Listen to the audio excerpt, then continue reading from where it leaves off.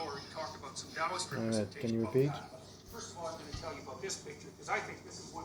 There's a couple of variations of this picture that I found. I actually don't know its name, but I think it's one of the most amazing images I've ever come across, because in some ways it sums up Christianity in one picture, and that's no easy thing to do. The reason I think it's important to talk about Really, you never see a picture better than a picture of Christianity. I'm not gonna post. You never see a picture better than Christianity. There is so many in Judaism and so many other religions. Really, Christianity? 2,000 here, even less, because something. Let's see. Yes and no. Because some thinking that Jesus was born 2,000 here and died 33 here after. But if Jesus was born 2,000 here and died 30 here after, maybe. But if it's not that, if he died 2,000 years ago, so not certain even of this rumor if he really lived 33 years. Some also are not certain of that. But anyway, let's continue. If, insofar as we're embedded in westernized civilization, the roots of westernized civilization are, they push themselves down into Christianity, and then there's deeper substrata under that, the religious structures that preceded Christianity. But if you want to understand the Western notions of the person and the ideal person as well, you have to look at the structure of the systems that Western civilization grew out of, because the religious systems, for example, are the systems in which the idea of the ideal emerged. And so you can't...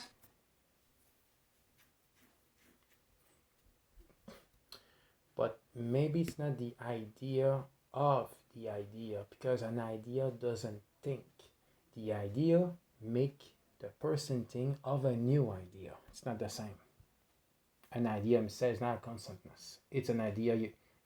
It's an idea that you're having and your your head, apparently, if I'm not mistaken. Perhaps no, I'm not mistaken at all. But it's not me to talk about it, right? Not at all. But did I forget something? No, I didn't forget something. Let's continue.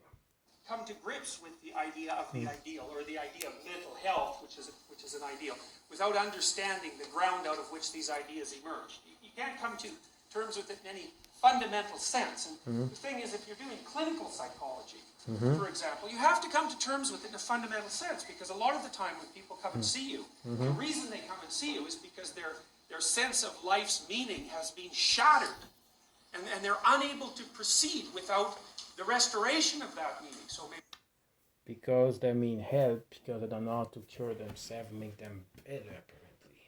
Am I right? Which means they're not dependent, they are independent, right? Oh wait, no, they're dependent, they're not independent, because they mean you so-called, healthcare of psychological. I mean, if they don't have the so-called healthcare of psychological, they get, waste.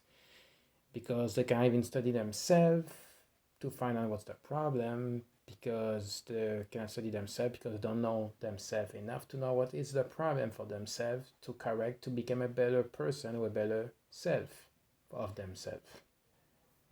Is that it? their belief systems fell apart and they face some sort of tragedy that's just blown them into pieces, and they have no idea how to orient themselves. Because life always presents an existential question, and one that we'll deal with later, which is life is difficult and it's characterized by suffering. And because of that, there has to... No, life is not difficult. No. Because each second is life also. What's difficult is not life. What's difficult is that we are not perfect. We're having a life that's imperfect, then give us also a time imperfect, because even time may die, or even planet, even space. Anyway, go talk about Neil Grayson Tyson on that one, you will understand. And if you think about it, it's even possible that because you're having an imperfect life, and why we're having imperfect life? Because our body is imperfect, because we're in a universe who's also imperfect. Everything, have a time limit. So it's difficult to work in our imperfection, and our sufferance is because everything is not perfect and missing a puzzle to be perfect. An example, if we have the ability to regenerate, if we have the ability to not having any disease, if we have the ability of psychological advance completely, if we have the ability of living hundreds of billion here, if we have the ability to have a science so powerful that gives us the technology to create planet, solar system, and even galaxy, I don't think life will be the same as what we are. We're looking like ant to this level of intellect. But let's maybe, and this is also assuming that life is suffering, because while you are so much a point above, maybe we're taking life as sufferings because we're just too fucking dumb as a living being. If there is like something way higher, then maybe perhaps they're no better than us. This is just assumption. And life is suffering. No, life is not just that. If you want to symbolize by the emotion, if you're talking physically, life is not you suffering. Life is you survive and live it each second, because life is, you know what's the definition of life? Is that your body function to have a constantness. This is life, okay? Life is not why you get hurt physically or even mentally ill. If you get, hurt mentally way, have nothing to do with life. This is about your character, personality getting hurt. Nothing to do with life. Be a reason to stand up against that. And so the reason has to be made coherent. So you have to know, in some sense, that you're the sort of creature that can voluntarily face the tragic conditions of existence and prevail. And that's a religious presupposition, fundamentally, because it's based on, it's a hypothesis in some sense, that human beings are like that. So let me tell you about this image, because it's a staggering image. It's so brilliant. So the first thing you'll notice is that, of course, there's a tree in the middle of it. It sort of looks like the tree that, a little kid would draw. They sort of look like lollipops. Christianity level. So it's a schematized tree. And you'll see, of course, that the snake is wrapped around the tree. The snake and the tree seem to come along together unbelievably often. So Asclepius's rod, for example. Asclepius is the Greek god of healing. And you see the symbol of the Greek god of healing, which is that Asclepius's rod. Yeah, but like I said last time, irrelevant, because there's no Greek god in the Old Testament. This is just an image of Christianity symbolize, maybe some character, some symbol agree for the Greek god, but it's really fucking wrong, because if you're considering Judaism, they don't allow Greek god to be a symbol with the Old Testament. So this is not even accurate to the it's not accurate to the Old Testament at all, according to Judaism. And they are the best religious to know of the Old Testament, because they're having them first before Christianity, so. Still used in a sense of way. And it's a rod with a snake wrapped around it too. But some will not liking what I just said, but I don't know how to say each verses of Old Testament, almost all of it, with easy. Cannot really much contradict that level, right? Christian ideas for thousands of years after that. There's a particular idea that's being portrayed. Now you notice that up in the tree there are little things that look like fruit. And one of those things is a skull, right? Now, so the idea there is that the fruit that the tree produced is in some manner equivalent to death. Now, in the Genesis story, what happens is that Eve tempts Adam with the fruit from the tree. So she offers him this fruit. Now, that's a very interesting thing, because women, historically speaking, have been gatherers. Like men do the hunting, generally speaking, in archaic societies, and women do the gathering. And human beings have also subsisted for... Yeah, but the thing is that she did not gather fruit. It's the serpent who's saying, have the fruit to Adam. So she did not gather fruit. She having the fruit because of a word of a serpent, not because she gathered fruit. There's no mention that she gathered fruit besides this fruit of the good and evil. And she not gather a lot, but they don't say if she gathered a lot, one or two or whatever. But she did not gather because she's a gathering person, or gathering because she's a woman.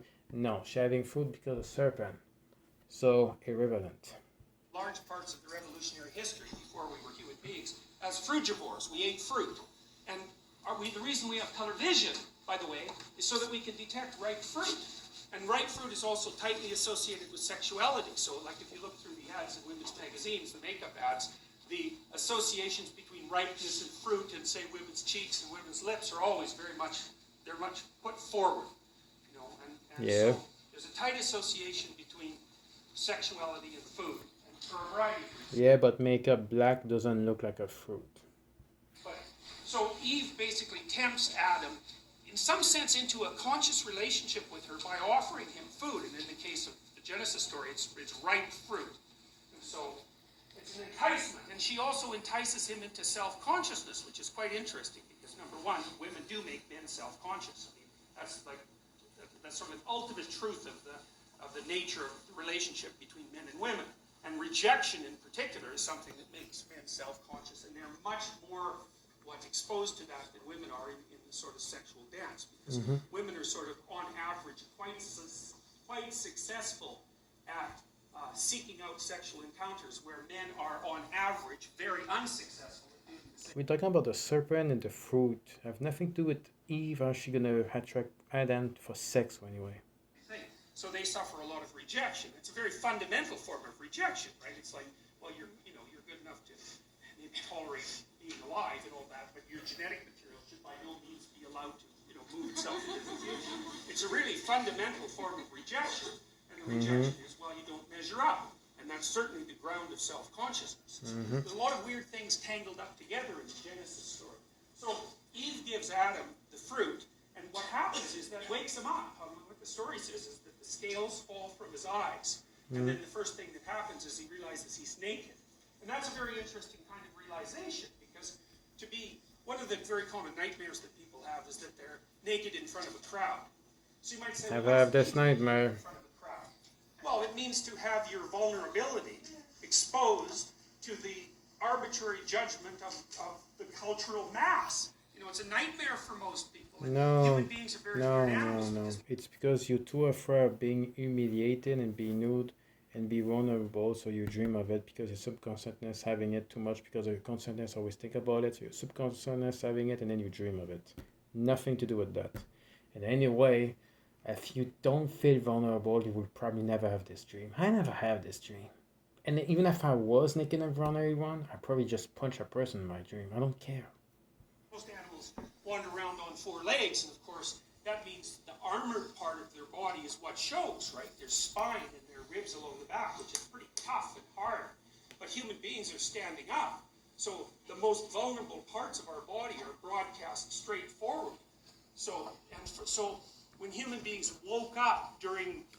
Adam do not symbolize the entire human being, but more like the father of human being, because in the Bible, he's the original human being male. So it have nothing to do by symbolization a person and going to a new culture, and because he's going to a new culture and there's new religious, and his religious, his culture do not go with this new city, so he feel nude.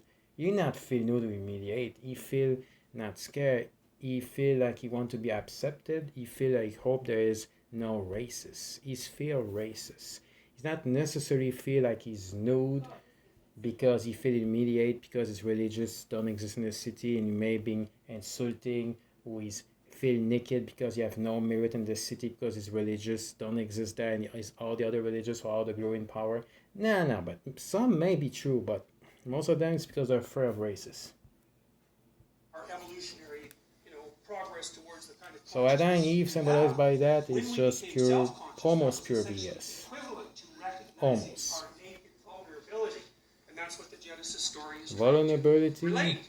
And it also points out that it says snakes, women, and fruit played an integral role in the development of human self-consciousness.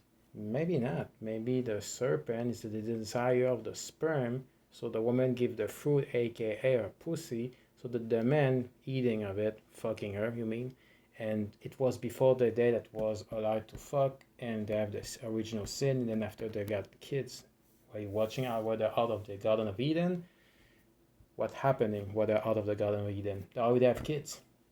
Cain and Abel. Anyway. And so here, maybe it's a representation of that also. Is equivalent to death, and that's why there's a skull in the tree. Yeah, so, but I just... Because what happened was when people... That's irrelevant, because this is Christianity, not Judaism. Anyway, they're mixing Greek God with nothing to do with the Old Testament. Became self-conscious, like consciously self-conscious. We started to understand the full nature of our vulnerability. And so what does that mean? No, not at all. For human beings, in part, it meant that we discovered time. Like, and that's a great thing to discover, because then it means you have the future to think about. But it's also an absolute bloody catastrophe. Yep. Because you also But that's understand that enough. the future's finite. And that your There's life is like bounded 2 and minutes, that you will end.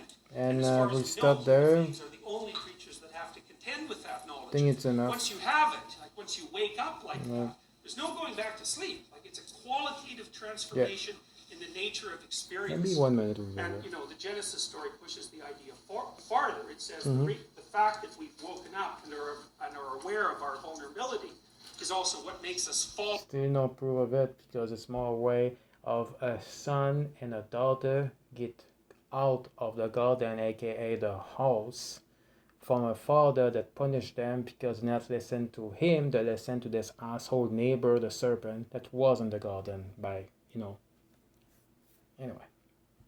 Creatures. By rebellion, I guess. It makes us alienated from existence. Not the way necessarily. That animals aren't. And so what that also means, and this is sort of an existential idea. Okay, I think it's enough now. The rise of self-consciousness in that manner, which is Yeah, part there's of the listen knowledge to of me. death, There's is like also 1 what's minute. made Enough. Okay, I finished.